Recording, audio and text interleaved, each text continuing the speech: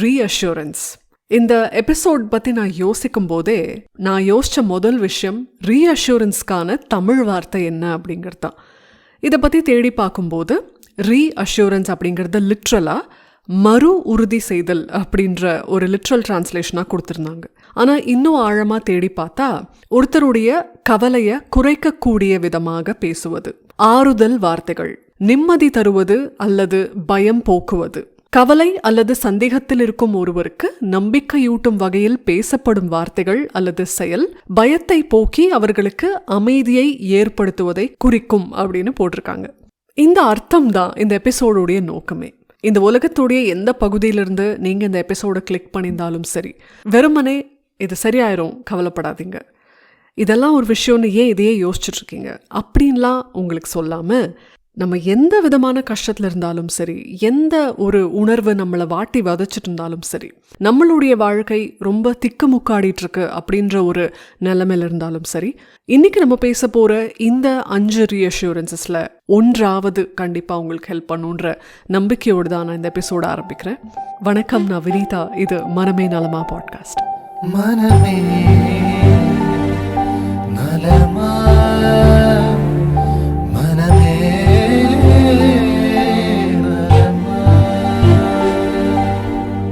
உங்களுக்கு நான் கொடுக்குற முதல் ரீஅஷூரன்ஸ் அப்படிங்கிறது you can change any habit. உங்களுக்கு இருக்கிற எந்த பழக்கத்தையும் உங்களால் நிச்சயமாக மாற்றிக்க முடியும். ஏன்னா இன்றைக்கி நமக்கு ஒரு கில்ட்டி ஃபீலிங் இருக்குது. இன்னும் நம்ம நிறைய பேட் ஹேபிட்ஸை ஃபாலோ பண்ணிகிட்ருக்கோம், அதை கட்டுப்படுத்த முடியாமல் கஷ்டப்பட்டுட்ருக்கோம். அது ஸ்மோக்கிங், ட்ரிங்கிங் மட்டும் இல்லாமல் சோஷியல் மீடியா அடிக்ஷன்னு ஏகப்பட்ட விஷயங்கள் இருக்குது. நல்ல ஹேபிட்ஸ்க்கு மாறணும்னு நினைக்கிறோம், ஆனாலும் மாற முடியாமல் கஷ்டப்படுறோம். இதில் இன்னும் கொடுமை என்னென்னா, நாளையிலிருந்து நான் ஹெல்த்தியான ஒரு லைஃப் ஸ்டைல் ஃபாலோ பண்ண போகிறேன், என்னுடைய அன்ஹெல்த்தி ஹேபிட்ஸை நான் விட்டுற போகிறேன் அப்படின்னு நினச்சிட்டு இன்றைக்கி நம்ம தூங்குகிறோம். ஆனால் அடுத்த நாள் காலையில் அலாரம் ஸ்னூஸ் பண்ணுறதில் ஆரம்பிக்குது அந்த பேட் ஹேபிட்ஸ் அப்படிங்கிற லூப் அப்படியே கண்டினியூ ஆகுது அப்படின்னு சொல்லி நம்ம நினச்ச எந்த நல்ல ஹேபிட்டையும் நம்மளால் ஃபாலோ பண்ண முடியாமல் நாளைக்கு நைட்டு மறுபடியும் பெட்டுக்கு வந்து கண்ணை மூடி இன்றைக்கான நாளை திருப்பி பார்க்கும்போது மறுபடியும் இன்றைக்கி நான் அதே பேட் ஹேபிட்ஸோடு தான் தூங்க போகிறேன். என்னாலலாம் மாறவே முடியாது போல இருக்குது, நான்லாம் இப்படி தான் போல, என் டிசைனே இப்படி தான் போல அப்படின்னு சொல்லி நமக்கு நாமே கொடுத்துக்கிற அந்த ஹார்ஷான விமர்சனம் இருக்கு இல்லையா, அதுதான் ரொம்ப கொடுமையானது. இதில் என்ன ஆயிடுதுன்னா, இந்த ஒரு பழக்கத்துக்கு நம்ம அடிமையாக இருக்கோம் அப்படின்றத அக்னாலேஜ் பண்ணாமல், இதுதான் நான் கெட்ட பழக்கங்களை ஃபாலோ பண்ணுற ஒரு கெட்ட நபராக நான் இருக்கேன் அப்படின்னு இந்த விஷயங்களை நம்ம ஐடென்டிட்டியோடு நம்ம சேர்த்துக்கிறோம். இதுதான் மிகப்பெரிய பிரச்சனை. இது ஐடென்டிட்டியோட சேர்ந்துருச்சுன்னா அது நம்மளை விட்டு போகிறது அப்படிங்கிறது ரொம்ப ரொம்ப கடினம்.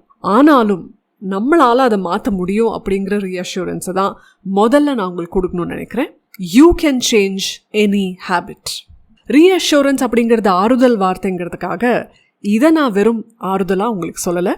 இன்றைக்கி நம்ம பேச போகிற எல்லா விஷயங்களுக்கும் ஒரு சயின்ஸ் பேக்கிங் இருக்குது, ஒரு ரிசர்ச் இருக்குது, இதுக்கு முன்னாடி இது நடந்திருக்கு அப்படிங்கிறதுக்கான ஸ்டடீஸ் இருக்குது.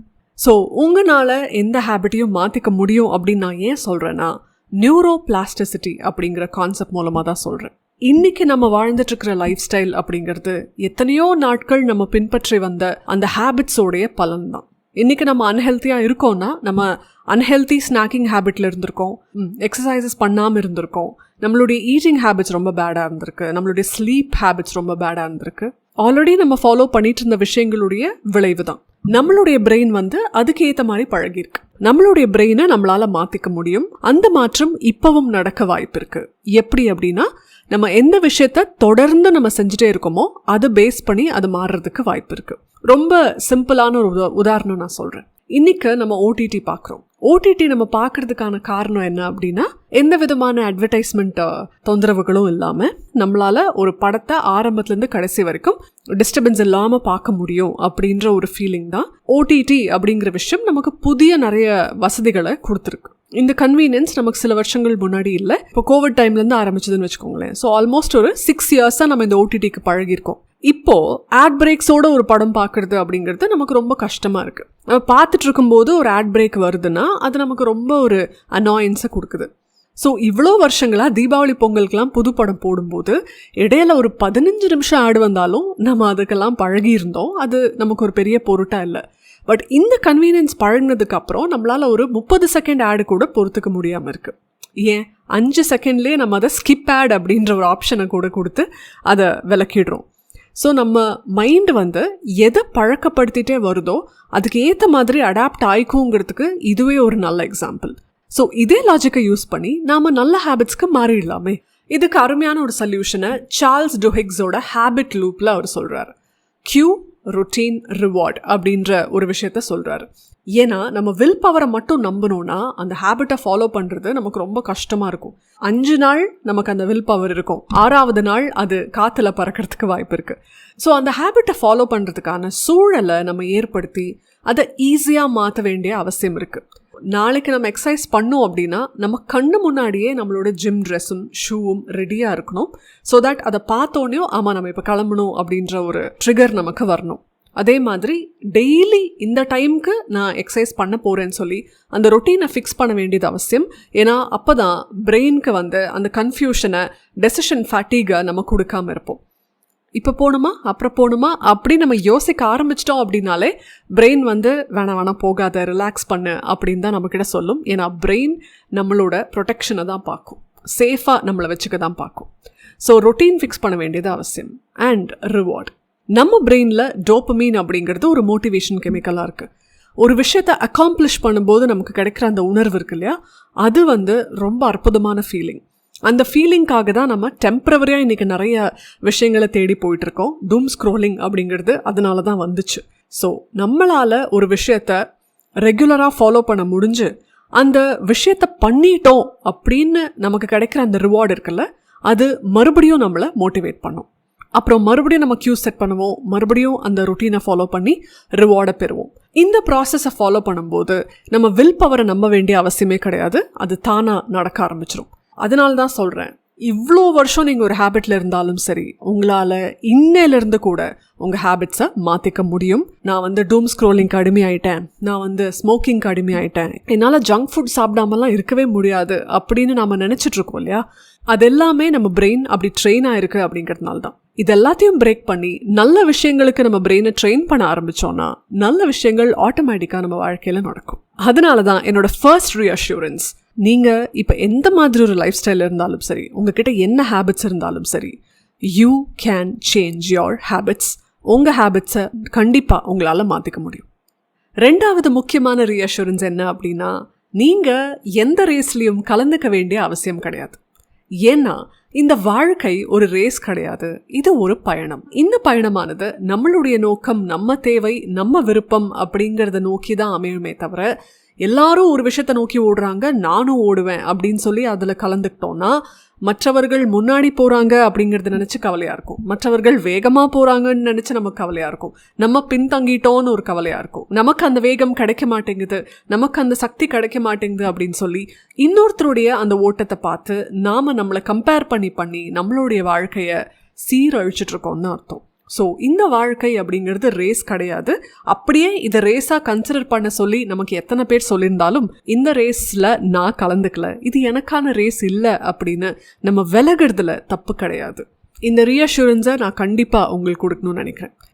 இந்த கம்பேரிசன் அப்படிங்கிறது நமக்கு ஆரம்பத்திலேருந்தே இருந்தது அப்படிங்கிறத சொல்கிறதுக்கு சோஷியல் கம்பேரிசன் தியரி அப்படிங்கிற ஒரு விஷயத்தை பற்றி நம்ம பேசலாம். லியான் ஃபெஸ்டிங்கர் அப்படிங்கிற ரிசர்ச்சர் தன்னுடைய 1954 பண்ண ரிசர்ச்சில் சொல்கிறாரு, நம்ம இவால்வ் ஆகும்போதே நமக்கு இந்த கம்பேரிசன் நேச்சுரலாக வந்துருச்சு. ஏன்னா நம்மலாம் கூட்டமாக வாழ்ந்துட்டு இருந்தோம். அப்போ அந்த கூட்டத்திலேருந்து நம்ம விலக்கப்படாமல் இருக்கணும் அப்படின்னா நம்மளையும் அந்த கூட்டத்தில் இருக்கிறவங்களையும் நம்ம கம்பேர் பண்ணிக்க வேண்டிய ஒரு அவசியம் நமக்கு இருந்துச்சு.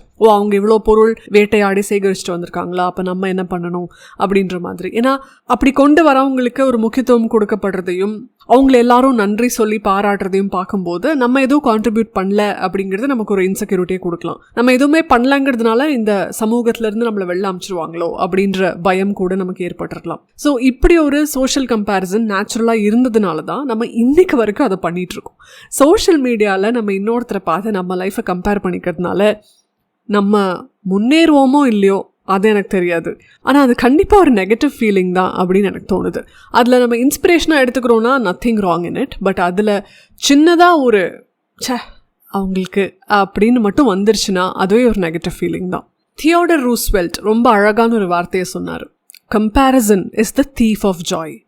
நம்மளுடைய சந்தோஷத்தை திருடக்கூடிய ஒரு பெரிய திருடன் தான் இந்த கம்பேரிசன் அப்படிங்கிறது.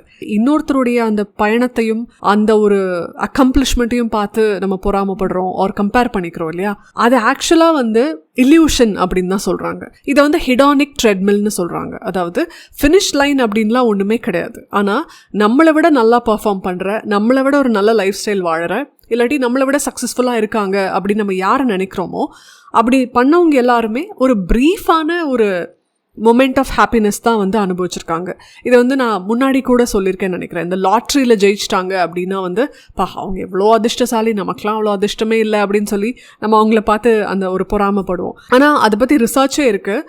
லாட்ரி ஜெயிச்சவங்களில் எல்லாருக்குமே அது வந்து ஒரு மொமெண்ட்ரி ஹாப்பினஸ் தான். அதே மாதிரி தான் எல்லா கோல்ஸும் அச்சீவ் பண்ணும்போது நம்ம கிடைக்கிறது ஒரு மொமெண்ட்ரி ஹாப்பினஸ் தான். அது ரொம்ப ப்ரீஃபான, ரொம்ப குறுகிய காலகட்டத்துக்கு மட்டும்தான் இருக்கும். அதுக்கப்புறம் அது பெருசாக இருக்காது. ஸோ அந்த சென்ஸ் ஆஃப் அக்கம்ப்ளிஷ்மெண்ட் அப்படிங்கிறது சென்ஸ் ஆஃப் சாட்டிஸ்ஃபேக்ஷன் கிடையாது. அதனால் நம்ம ஒரு ட்ரெட்மில்ல ஓடுறோன்னா அவங்க இன்னொரு ட்ரெட்மில்ல ஓடிட்டு இருக்காங்க. எல்லாருமே ஓடிட்டு தான் இருக்காங்க அப்படிங்கிறது தான் இந்த ஹெடானிக் ட்ரெட்மில் நமக்கு சொல்லுது. நம்மளுடைய வாழ்க்கை அப்படிங்கிறது ஒரு அழகான பயணம் அப்படிங்கிறத நம்ம ரியலைஸ் பண்ணிட்டோம் அப்படின்னா இது எதுவுமே நம்மளை பாதிக்காது. நம்மளுடைய பாதையில் நம்ம அழகாக பயணிச்சுட்டே இருப்போம். அதனால தான் நான் உங்களுக்கு ரீஅஷூரன்ஸ் கொடுக்குறேன். நீங்கள் எந்த ரேஸ்லையும் கலந்துக்க வேண்டிய அவசியம் கிடையவே கிடையாது. மூணாவது முக்கியமான ரீஅஷூரன்ஸ் என்னென்னா, எந்த கிவன் பாயிண்ட்லேயும் நம்மளால் நம்ம மைண்டை மாற்றிக்க முடியும். அந்த மைண்டை மாற்றிக்கிறதுக்கு நமக்கு பெர்மிஷன் இருக்குது. ஒரு விஷயத்தை நம்ம சொல்லிட்டோம் அப்படிங்கிறதுனாலையோ, இல்லை ஒரு விஷயத்த நான் வந்து இதுதான் என்னுடைய நம்பிக்கை அப்படின்னு சொல்லிட்டனாலையோ நம்ம அதை மாற்றிக்க கூடாது அப்படின்லாம் எந்த விதமான கட்டாயமும் கிடையாது.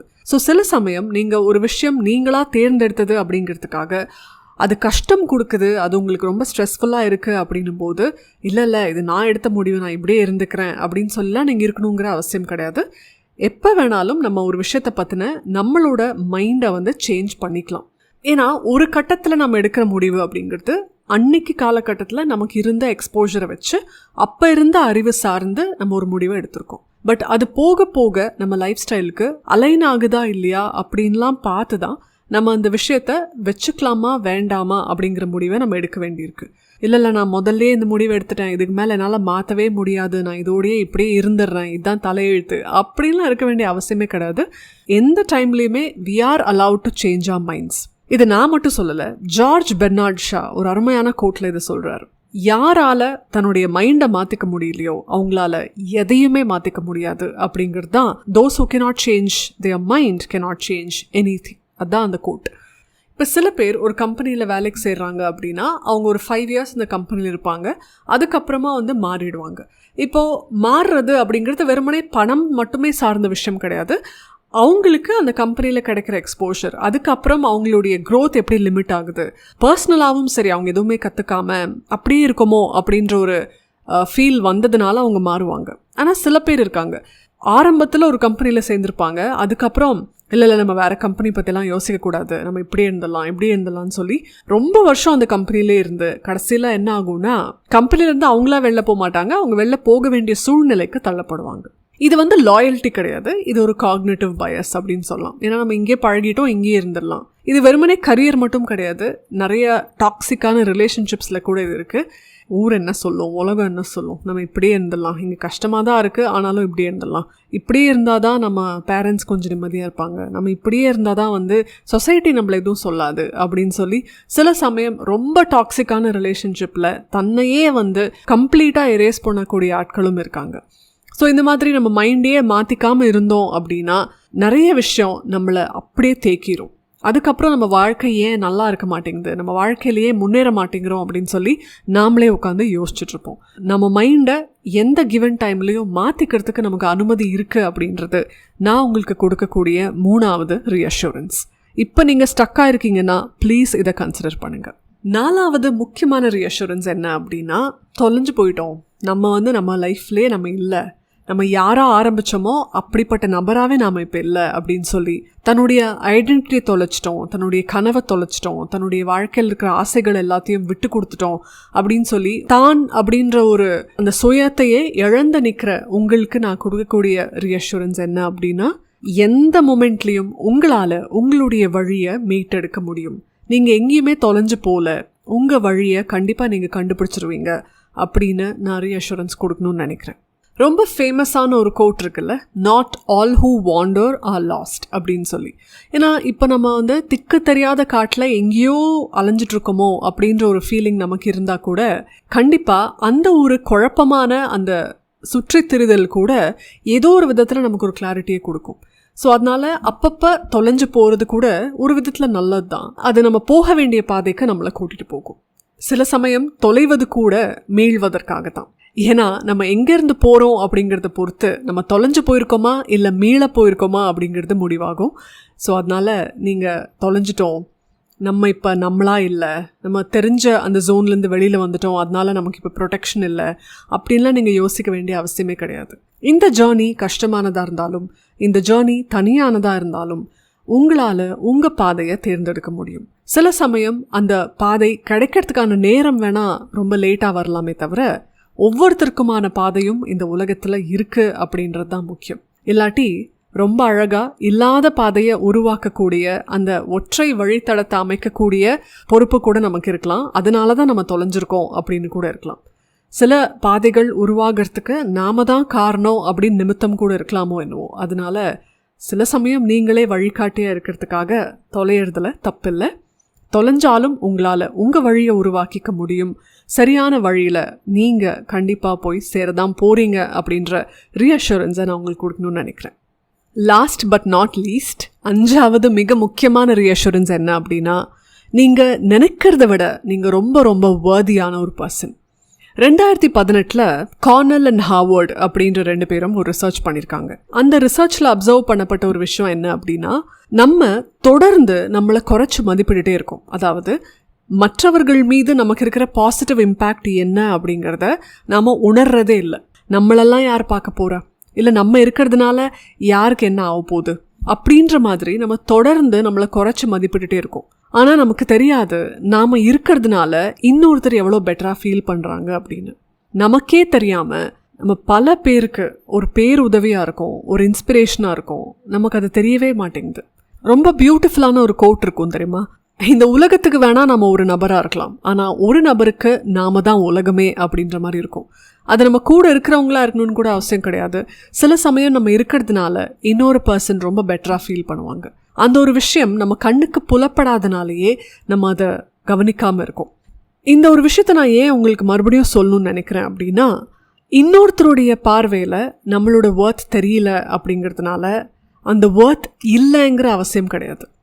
இப்போ நான் சமீப காலமாகவே நிறைய ரீல்ஸ்லாம் பார்க்கும்போது அவங்க காட்டுற அந்த இடமோ இல்லை அவங்க காட்டுற அந்த அனுபவமோ இதுக்கு முன்னாடியே பல பேர் பார்த்து அனுபவிச்ச ஒரு விஷயமா இருக்கும். அது ரீலில் வரல, அவ்வளோதான். ரீலில் வரலங்கிறதுக்காக அந்த விஷயம் எக்ஸ்ப்ளோர் பண்ணப்பட்டதே இல்லை அப்படின்னு நம்ம நம்புறது தான் ஒரு பெரிய ஃப்ளா. அந்த மாதிரி நம்மளோட வர்த்தை மற்றவங்க பார்க்கல அப்படிங்கிறதுக்காக நமக்கு வர்த்தே இல்லைன்னு நம்ம முடிவு பண்ணுறது மிகப்பெரிய ஃப்ளா. அந்த ஃப்ளாவில் நீங்கள் மாட்டிக்காதீங்க.